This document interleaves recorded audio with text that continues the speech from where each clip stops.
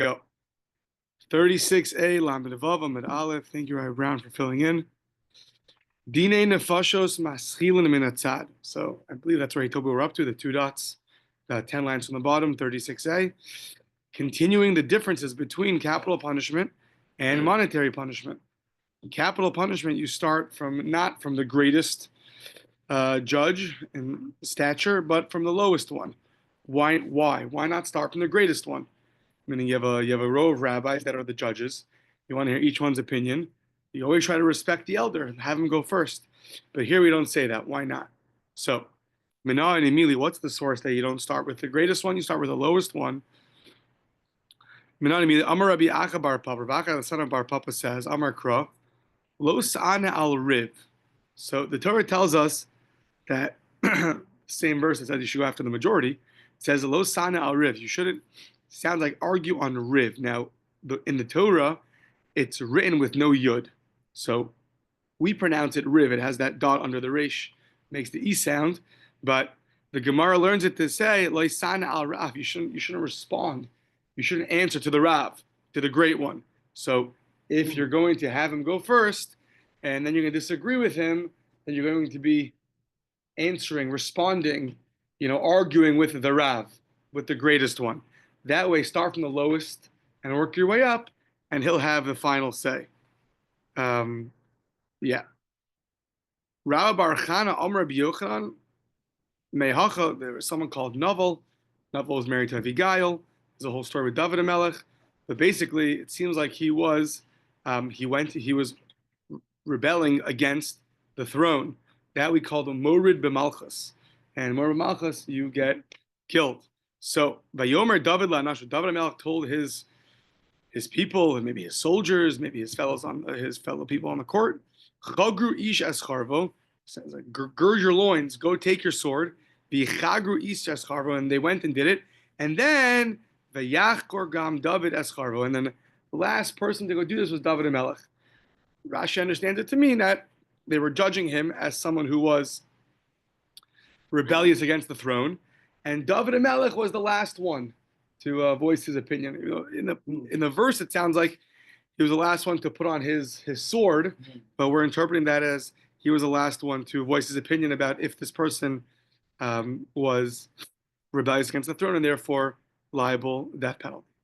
Okay, so 2 sources that you don't start from the greatest. Now, I don't know if it means necessarily you have to start from specifically the lowest stature individual. I don't know if it means you can't argue on someone that's older than you, that's greater than you, or it just means you can't argue on the leader, the head. Right? So you don't start from the head, you start from the side. All the way from the side? Or only, I don't know exactly which order you do it in, but you definitely can't argue on the head. It could be you can't argue on anybody of a higher stature than you. And therefore you have to start from the very end and then work your way up. Okay. So Amar Rav. So Rav said, Shona Adlam L'Talmidav V'dan Imo B'dinei Nefashos. You could, when discussing a capital punishment case, you can discuss it with your student, innocent, guilty, discuss all the different sides with him of the argument, and you both could judge the case. So the student will count as one of the judges. You can bring your student on board, and like happens often nowadays, people want rabbinical experience, right? So you can follow the rabbi to the wedding to see how he officiates. So you want to see how the rabbi officiates a capital punishment case. So when you're discussing it with him, if you have an opinion, we'll count you as one of the guys. You won't just be, subsumed under his opinion. So it says, is that true? Meisvei, the Brisa seems to say the opposite. Hataharos vatmeos, things involving purity and impurity. Or ha'avu benova ravat hamidov monu lehem shnayim. So when it comes to answering questions about impurity and purity, a father and a son, or a rabbi and a student, so then you can count both of them. You can count both of them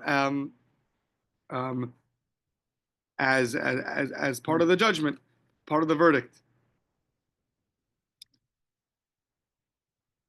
Yeah. However, Dine Momenos, monetary cases, or capital punishment cases, Dine Nefashos, Vidine Makos, or cases involving lashes, or Kiddush HaChodesh, when you're sanctifying the new moon, or Ibra Shana, when you're adding a month to the year. So in that case, Avu Beno, whether you're a father and a son, Harav Talmido, a rabbi and a student, Ein Monin Lahan Ela Echad. You're only counted as one. When you're discussing it together, you're only counted as one group. You're not counted as two separate votes. You get one vote. So we just said it's two, and you just told me it's one. What's the answer? Turn the page. He Kamer Rav. When Rav said his original statement, he was talking about only students of a certain stature. What kind of students are the certain stature that have their own opinion and they're not subsumed under their rabbi's opinion? Kegon Rav Kahana v'Rav Asi. Rav Kahana and Rav Asi are their examples. What did they do that makes them, even though they're a student, but they still have their own opinion on the capital punishment cases? They were deligmari de Rav Havu tzrichi, the lizri de Rav lo havi tzrichi. So there's two things. Ligmari is you're learning the facts from your Rebbe. You have to know this is allowed, this is not allowed. Now, the reasons for everything you could do on your own. That you could figure out. So what does that mean? It means when the rabbi tells you something, you don't need his help understanding everything. Understanding you could do on your own. So that's a certain level of a student that when he's discussing the capital punishment case, he can also have his own opinion. If you have 23 judges, he can be one of the 23 because he's reached a certain level of scholarship, so to speak. He knows he still needs a Rebbe to keep teaching him all the laws of the Torah. When it comes to his own understanding and the reasoning behind things, that he set a certain peak where he's qualified. So in general, if you have the rabbi brings his student along, we don't count that as two opinions because he's not qualified. He's still a student. Unless you reach a certain level where you really have a certain level of understanding, in that case, then you would be your own opinion. Okay. Rabbi Abo, Asara Dvarim, there are 10 things. Asara Dvarim yesh ben dinei mamos l'ladinei nefashos. There are 10 differences between monetary cases and capital punishment cases. V'kulan, and all of them ain't noeg in b'shar niskal. So it's probably very practical nowadays. Anybody has an ox that's going to get stoned because it's a wild ox. So even though it gets judged by 23 judges, but that's the only similarity it has to capital punishment cases. The other differences do not apply to an ox that's a wild ox that's going to get punished by getting stoned. So, chutz mi'esrim v'shlosha. The only thing that's similar to a ox getting stoned and a person getting killed is the fact that it's 23 judges. The other 9 differences we don't apply to a ox. We'll see why in a second. Oh, Menani Mili, what's the source of this? Meaning, you need a source. If you're getting capital punishment, even though you're an ox, you should follow the rules of capital punishment. If not, not. So what's the source of this? Amar Rav Acha bar Papa, the Amar Kra, the verse says in Shmos, coming up soon, Losata, Sefer Shmos, Losata Mishpat Avyonecha Berivo, that you shouldn't tilt judgment of your destitute one, berivo. So what does this teach you? Says the Gemara, Mishpat avyonecha iatamata, aval tamata mishpat shel shor niskal. So we know that one of the 10 differences are when it comes to, so let's say you have a court of 23, right? So to make someone innocent, if you have 12 saying innocent and 11 saying guilty, the guy's innocent. If you have 12 saying guilty and 11 saying innocent, he's not guilty. You need to have 2 more. So that's learned out of this verse. However, the Gemara understands it's only if your destitute one is it only applies to the person. It doesn't apply to the ox. So Rashi adds in, once this rule doesn't apply to the ox, so that's like the rule for the rest of the differences also. Meaning it sounds like there shouldn't be a split. It's like a full package. Either you're the same as a person, or you're totally different. So once we learn that you cannot tilt it by only one person, you need 2 people. That only applies to a person and not an ox. Everything else is not going to apply to an ox either, except for 23. Yeah. Because the 23, the Mishnah told us already, I think originally on Beis Amud Aleph, it says it compared the death of the owner to the death of the ox. And that's how you know it's 23, I believe.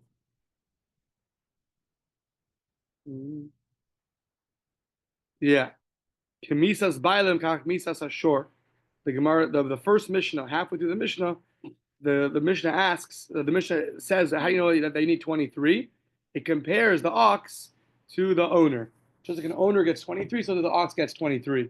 But that's the only difference that it has. Everything else is, that's the only similarity that it has. Everything else is going to be different. Okay. Says the Gemara that Rabbi Dovid just told us you have 10 differences between capital punishment and monetary punishment. Says the Gemara, what do you mean? Hati shahavu, it's not 10, it's 9. The Mishnah only lists 9. Says the Gemara, no. Ha'asara katani. No, it taught 10. So you taught 10, then you asked 9, and you answered it's 10. So what was the question? No, it's only 9. The last difference in our Mishnah says that everyone is fit to judge monetary cases, but they're not fit to judge capital punishment cases. So on that, the Gemara says that's really the same as one of the other differences. Which one? Mishum de'ena kol ksherin, mishum de'ena kol ksherin, ve'esrin v'shlosha chadahi.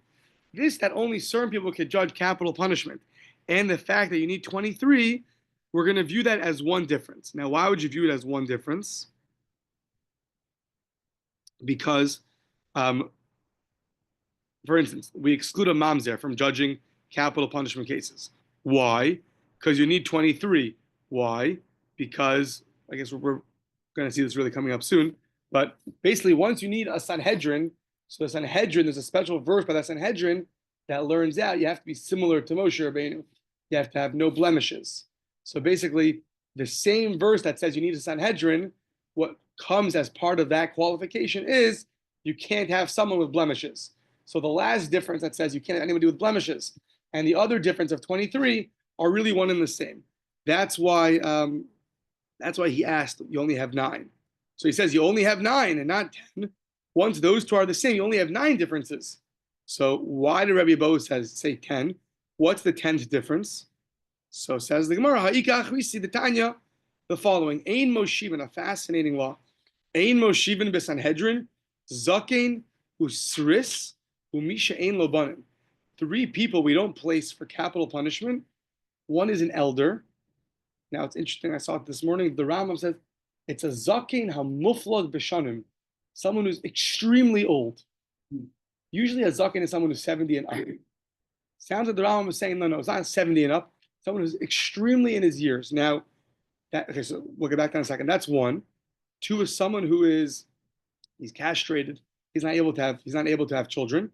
And 3 is someone who doesn't have any children. So there the commentators explain, because if you're about to judge someone with capital punishment, only someone who has children understands the mercy, the ultimate mercy that one has on children. You need someone to judge a capital punishment case who has such mercy. Amazing thing. Now, they do point out, it's interesting, it says, Ein Moshivin, you don't place an old person, very, very old person, to be on the Sanhedrin.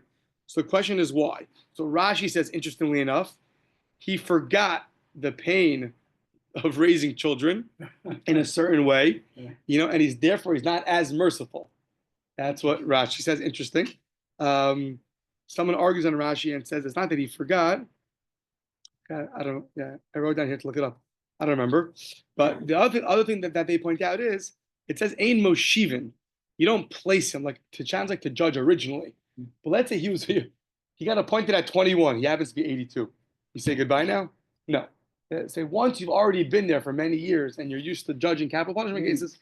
So that's why I saw some say that we keep you. We don't, to place you originally, we don't do. But it's an amazing thing how severely, you have to have the emotional heart of mercy to be able to call someone guilty and put him to death. So yeah, very interesting. So okay, so that was that categorically 10th difference that we found. Rabbi Yehuda Mosif, Af Achzari, someone who's an Achzari. Achzari is someone who's just, we would say, mean, cruel. Someone who's cruel also can't judge. Okay. However, v'chilufeihen b'mesis. But when it comes to a masis again, the guy that tries to get someone to do idol worship, so that we flip, that we switch. These people could judge a masis, because you don't need mercy for him. He's someone trying to get people to do avodah zarah, to do idol worship. Him, no mercy. How do I know no mercy? Sounds very counterintuitive. Amar lo sachma lo sechasalo. The Torah here tells you no mercy. Amazing thing. He could be your next door neighbor. The Torah says no mercy on him, no mercy on him, and you follow suit. Hakol ksherin ladon dinei mamnos. Everyone is fit to judge monetary cases, but not capital cases. So who's everybody? Hakol asuye mai. Who's it coming to include? Rav Yehuda lasuye mamzer. A mamzer is able to judge a monetary case, but he's not going to be able to judge a capital punishment case. Tells the Gemara, I taught this already once. What did I teach?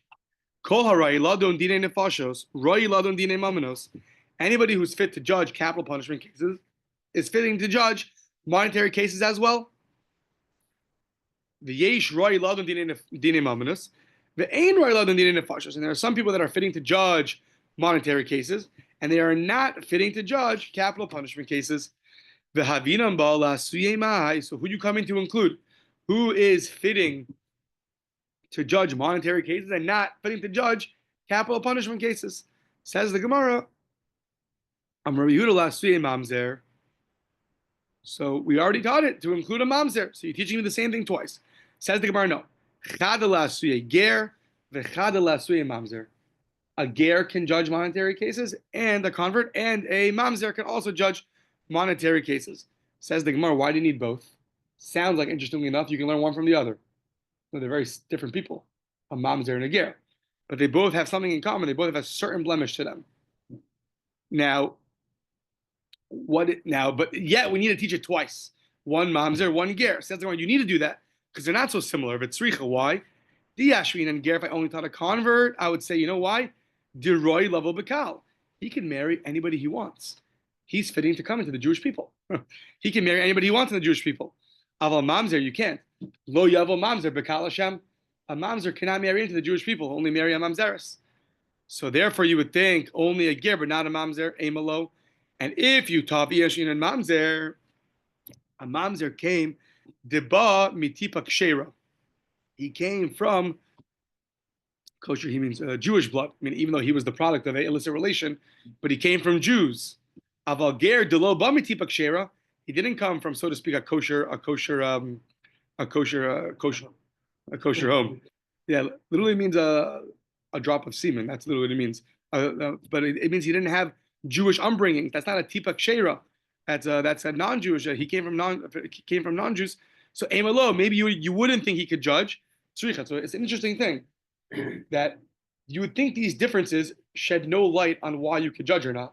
The fact that I could marry a Jew, or the fact that I came from a non-Jew, both of them are Jewish, and but the Gemara says you still would need to teach me both of these cases, because if you only taught me one, I might not know the other for these differences. Very interesting. Yeah. So you could say, who cares who you can marry, who you can't marry? If you're a Jew, then you could judge. But okay. The Eina Kol Ksher Ladon Din Einefash, but which is, as we just said, not everyone like a mamzer or a ger can judge capital punishment cases. My taima. What is the reason for this? The Tani Rabbi Yosef Kishen Shabbat and Menukin. B'tzedek kach Menukin mikol mum. Very interesting. Just like a bezdin has to be totally innocent, clean from any guilt, so too they have to be clean from any blemish at all. Even a blemish that's not such a blemish to us, let's say, because you came from somewhere, or because doesn't matter. Genealogical. What does it say? It's genealogical. Genealogical, yeah, okay. So you have that reflection sometimes. For example, when it talks about Sari, Menu, and Rivka and Rachel, Torah calls them beautiful. So simply understood, they're Yafos Mare, that they're beautiful. So, but some understand it to mean that's a reflection of their inner beauty. Meaning you have a reflection. The physical beauty is a reflection of the spiritual beauty. You have a certain stature of beauty. So it's like a similar thing, right? When you are the bezdin, you have to have it, blemish free. So same way a Kohen has 24 blemishes, one little thing, you can't serve in the Beis HaMikdash. When you're involved in very spiritual acts, the physical has to reflect it also. Yeah, Okay, so It only goes back. It's basically one generation. meaning his kid could. His kid could. Right, yeah. That was interesting. A convert's son doesn't have it. Yeah. We don't care that he came from 2 generations ago, right? I guess maybe I'm thinking now, because we all, the Gemara in the Gemara in Yavamas, we all converted by Harsina.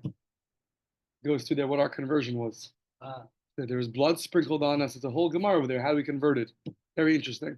Went through a conversion process, right? So maybe if you're going to go down that route, then we're all going to end up being, come from, and you say that you came from the Avos.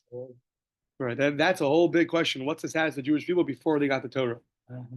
We know that they kept all the Torah. That's a whole lot of ink spilled on it. Very interesting. Okay, so now what's the source of this idea? Amar Meimer Ma'ikra. What's the pasuk?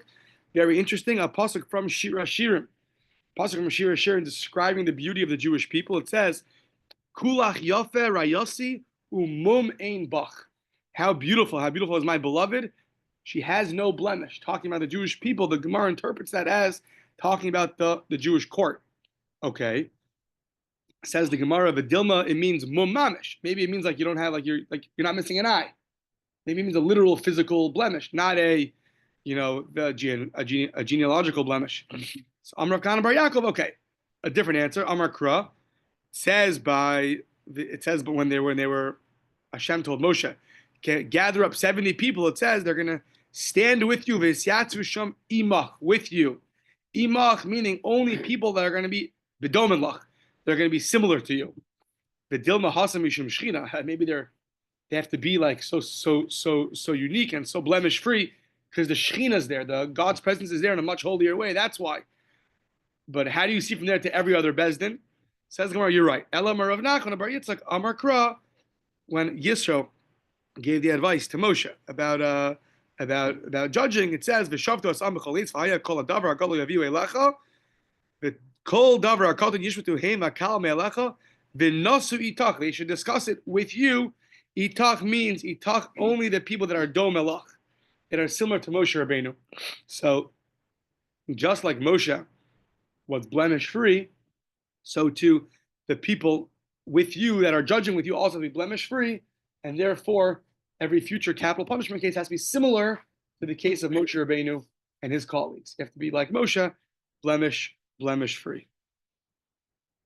Yeah. Okay. Now this is interesting. How did they sit? It's interesting. You would say I don't know. Who cares? Figure it out. However many chairs you had. I don't know. Right? How do you sit in a capital punishment case? You ever set up a wedding? You ever set up a wedding? Right. So at least they but there you get paid to set it up. I don't know. So here I don't know if you. So Sanhedrin Haisa Kichatzi Gorin Agula. Very interesting. It was like half. It means a semicircle. It means what, half of a threshing floor. Goren always means threshing floor. I don't know. I never really saw a threshing floor, but half a circle. Yeah. So Goren usually means threshing. I guess it means half of a threshing floor, but it means a semicircle. Why? Kideshiu roin zed. Everyone should see each other. If you sat in a single fire, you can't see each other. Now, why do you have to see each other?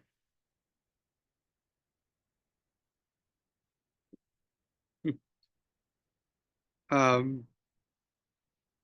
Rashi sounds like that everyone should be exact with their words. Sounds like you're going to have a more precise judgment when everyone can see each other. I don't know. Interesting. There's more to say on that. I don't know. But looking at somebody, maybe tell whether they're lying. Right. Yeah, something like that. Very interesting. Vishnei Sofer Dayanin, and there's going to be the two scribes, Omdim Lifneim, in front of them. Echad miyamin ve'echad mismol. One on the right, one on the left.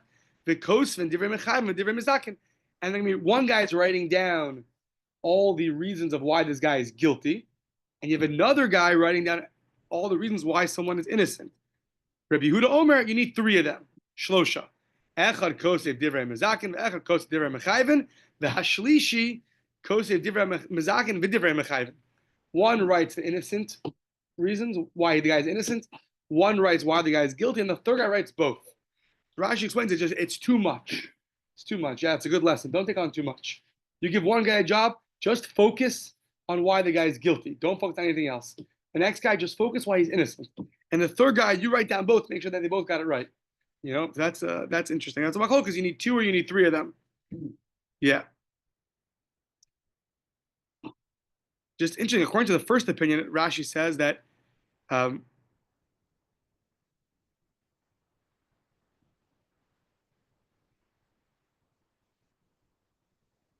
think according to the first opinion, they both write down both. Right? Both scribes, each one writes down both, and then they compare. I believe. But the second opinion says no, only you write innocent, you write guilty, and the third guy writes both. That's a machlokas, the first opinion, and Rabbi Yehuda. Okay.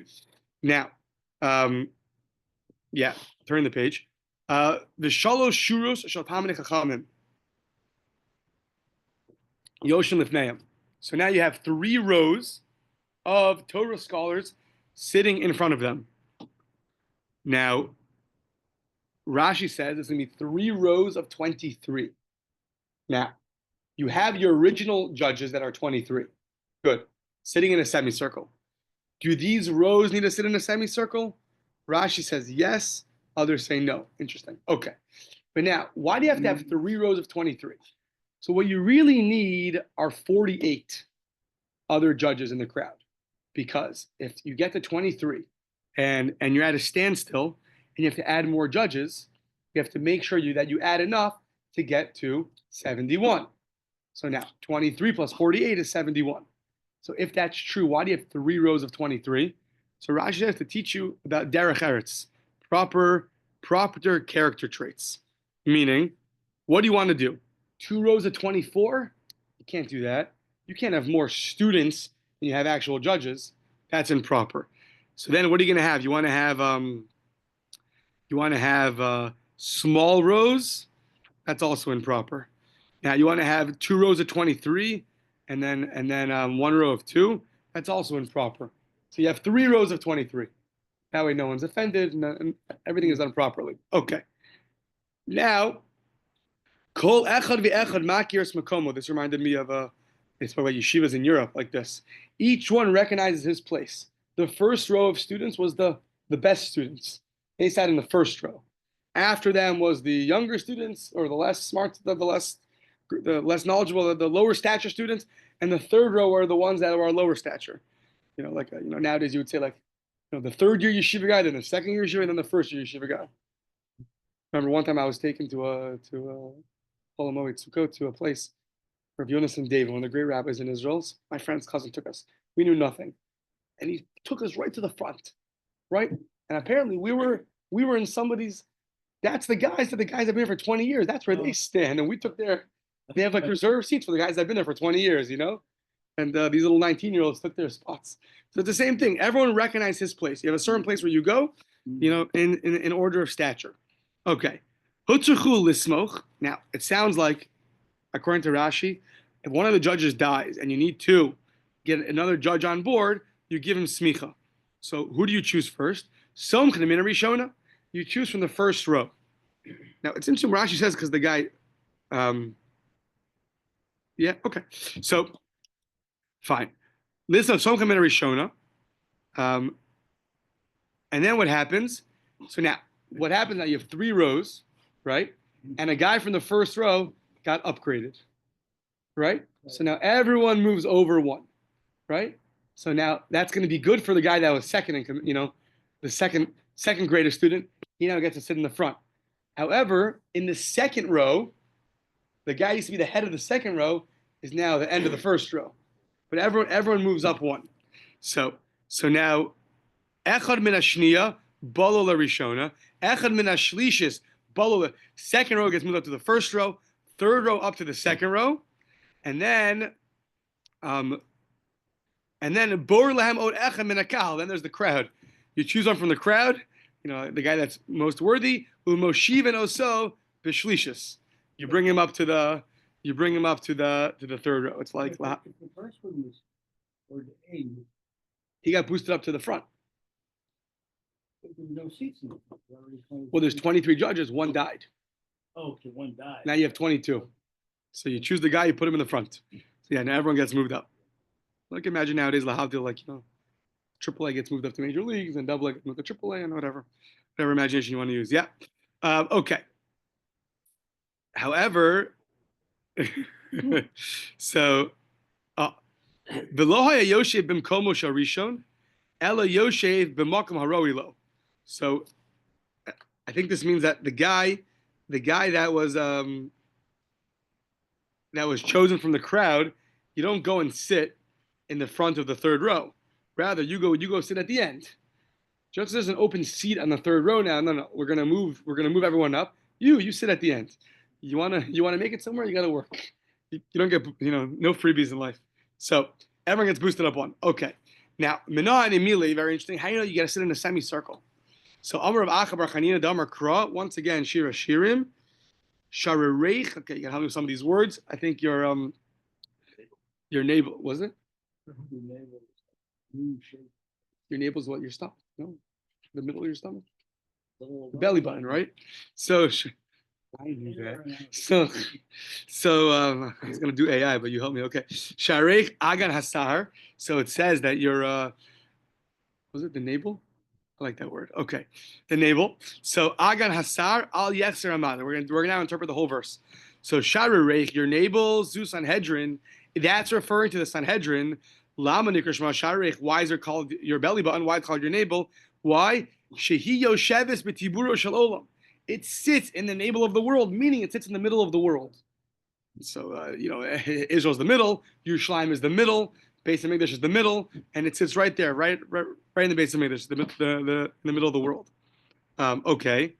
Agan Shehi. So Agan, what's Agan?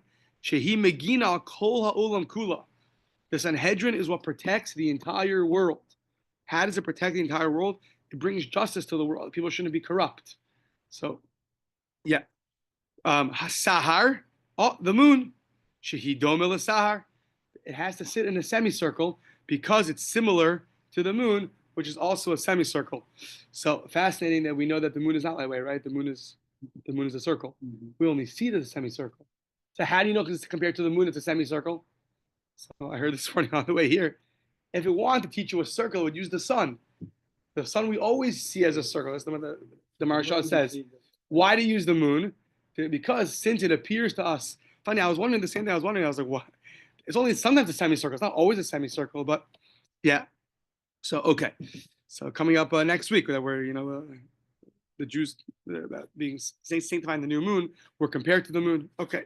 So, Shehi Dome L'Sahar. So, Al Yekser Hamazik. Now, you cannot have less than dilution, than amount of dilution, meaning wine was very bitter. You had 1/3 wine and 2/3 water. So to buy a Sanhedrin, if one has to leave for a certain purpose, so you have to make sure you always have 23 people. Rowan and Yesh, Esrim, Veshalosh, Keneged Sanhedrin Katana. So the Sanhedrin are at 71. Now 70 and 71 are not divisible by 3. However, 69 is. So therefore, you have to always make sure that 1/3 of the 71, meaning 1/3, 23, is always still there. So if you have to leave for your own reasons, you can't leave unless there's 23 that are there. Similar to wine and water, it's 1/3 wine, 2/3 water. Okay. So if imlav ain't a yotze, and if not, then you can't leave. You have to ensure there are always 23 judges there at all times, no matter what. It's like having 10 for a million. Right, exactly. Yeah, don't be that guy. So if you want to keep your friends. So now says the Gemara, speaking about stomachs, the end of the pasuk, bitnech arei maschitim. It's like a stomach which is like a heap of wheat. Suga bashoshanim. Okay, so what does this mean? Bitnech arei maschitim. So we compare this Sanhedrin now to a stomach and not to a belly button. So arei maschitim, it's like a pile of wheat. Why? Ma arei maschitim hakol nanen mimenu. Just like a pile of wheat, everyone is happy with it, meaning it physically sustains you. Af Sanhedrin hakol nanen mitamein. Everyone benefits from their reasoning. Sounds like it's comparing a physical sustenance to a spiritual sustenance. It's interesting. Okay, Suga Bashoshanim. The Jews are compared to a fence of roses. A fence of roses, meaning it's very easy to get through a fence of roses, right? It's not like a electric fence or thorns or whatever. Very easy. So just like shafilus kisuga shashoshanim lo yifrtu behen pirtos. The Jews, they're so beautiful. They're like a fence of roses that even that little amount, when Hashem says don't do, you don't do. You stay back, even though it's so easy to cross over. But we don't. Just like what? It hurts, John, to offensive road. Oh yeah. You got thorns. You got thorns. I hear. I mean, that's another Gemara somewhere compares us like that because we're the roses within the thorns. The other nations that are subjugating us are the thorns, and we're like the roses. Yeah.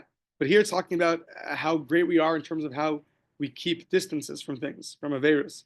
The Hainu de Amrle Haumi, this is, for example, the following heretic told Rav Kahana, Amrisu, in your Torah it says that Anida Shari Liyachude Bahadayar. We know that a lady, when a lady bleeds, she's called a Nida. A Nida is allowed to seclude herself with her husband, even though it is totally forbidden to have relations together when she's bleeding.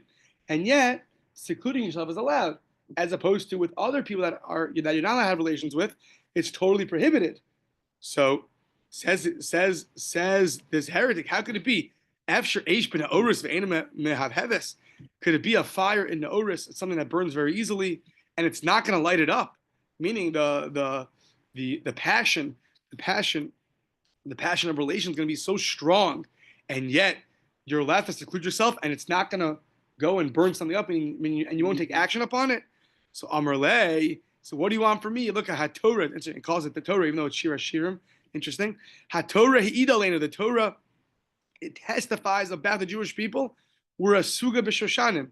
We are like a heap of roses, meaning we guard ourselves like the roses. So even in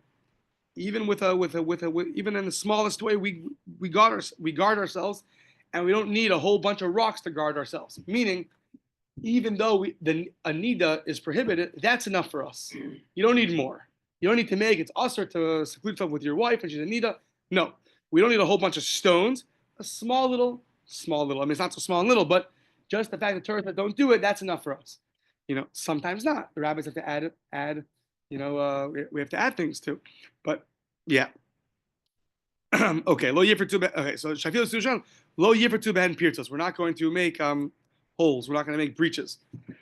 Reish Lakish Amar Mehacha. He learns from the following pasuk. So it says, Kepelech Harimon. It says Kepelech Harimon Rakasech. So, what's the translation? Kepelech Harimon Rakasech. Like is like your temple, no? Meaning it's talking about this part of the face. However, the Rakasech can also be read like rake, empty. Afilu reikanim shabach, Malay and mitzvos kirimon. You should know, very important, when you view Jews, that even what you think is the emptiest of the Jews, you should know he's full of mitzvos like a pomegranate. So you can think about it by Rosh Hashanah time. It's interesting. Start the new year with the pomegranate. Because it has the same amount of seed as a mitzvahs. But it could be like this. Make sure you start off the year viewing people the right way, like a pomegranate. That every Jew is full of mitzvahs. Rabbi Zera Amar Mehacha says, from here, very interesting, Esav came into Yitzchak and he said, Amar Mehacha, Vayareach as reach begadav. So he smelled the smell of his clothing. Now, really, it's not really clothing because he was wearing sheep's wool, yeah. So al tikri begadav, don't read it clothing, ella bogdav. He smelled the fragrance of the rebellious ones. Meaning, Esav was a rebellious son, but there was still some good fragrance to him. There's still some mitzvahs there that Yitzchak smelled. Yeah. So, okay. Now, Hanhu Bir Yoni the Haba Bishuvi, so there were certain, Barionites. Yeah. Boars, it says here, like empty pits people. Emptier people that were in the neighborhood of Rabbi Zera. And interesting, Rabbi Zera the Hava Mekariv Lahu, he went and brought them close to him. Why? He wanted them to do tshuva. So what's the first thing he did? He didn't just give them speeches. He became their friend. He befriended them. And now what happened? Have a kapti rabbanon. And the rabbanon were upset with him. What are you becoming their friend for? No, he became their friend. When Reb Zera died, they said an amazing thing. Amri ada idna have charicha katin sake davi bailan rachme.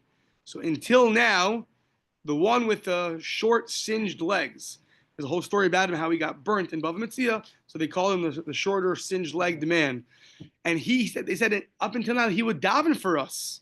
Now that he's gone, Hashta man ba'yel and rachmei, who's going to daven for us? So what happened? Interesting. Here Harubali Bayu va'avdu tshuva. Interesting. Now that there was no one to daven for them, what happened? You had to do it yourself. And they had here hure tshuva. They started repenting in their hearts, and they did tshuva. Okay. 3 rows of people. Everyone gets moved up one. Amar Abai Shmamino ki naidi kulu naidi. When one guy moves, everyone moves up. So so maybe the guy's going to say, Ada idna havi yasivna beresha. I was sitting in the front of the second bench or the front of the third bench. And hashta mosinu li bedante. And now you're going to put me at the back, at the end of the first bench or the end of the second bench. So Amar Abaye, the Amri le hachi. Amar Abaye, some people say like this from Pirkei Avos, better to be have a znav larayos, a tail to the lions, va'alti hirosh lishualim, and don't be the head of the foxes. Meaning, being the end of the higher row is better than being, it's all relative, than being the head of the second row. So basically, you feel bad that you're getting boosted down. Really, you're getting boosted up. And it's good to be on the lower end of a higher place and the higher end of a lower place. For Rosh Hashanah, we have the analogy of fish. Mm-hmm. You want to be the head of the fish, not the tail. Just the opposite. Just the opposite. Interesting. Yeah. Okay. Okay. Maybe we'll stop here. It's 1 minute to go. Yeah.